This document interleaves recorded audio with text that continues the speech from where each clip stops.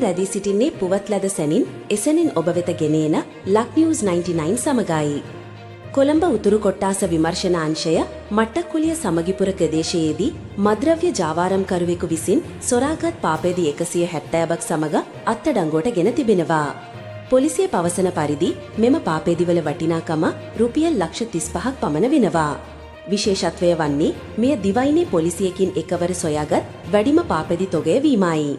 සිද්ධිය සම්බන්ධයෙන් වැඩිදුර තොරතුරු දක්වමින් පොලිසිය පැවසුවී මට්ටක්කුලිය සමගිපුර ප්‍රදේශයේ මද්‍රව්‍ය ජාවාරම්කරුවෙකු මද්‍රව්‍යවලට ඇබ්බැහි රූවන් සොරාගෙන එන පාපැදි අඩුමුටලට රැගෙන විකුණන බවට කොළඹ උතුරු කොට්ටාස අපරාධ විමර්ශනාංශයට ලද තොරතුරකට අනුව වැටලීම සිදු කර ඇති බවයි. සැකකරු අත්අඩංගුවට ගෙන නිවස තුල කළ සෝදිසියකදී පාපැදි තොගය සොයා ගැනීමට හැකි වුණා. මේ සම්බන්ධවෙන් වැඩිදුර විමර්ශන කොළඹ උතුරු කොට්ටාස විමර්ශනාංශය විසින් සිදු කරනු ලබනවා.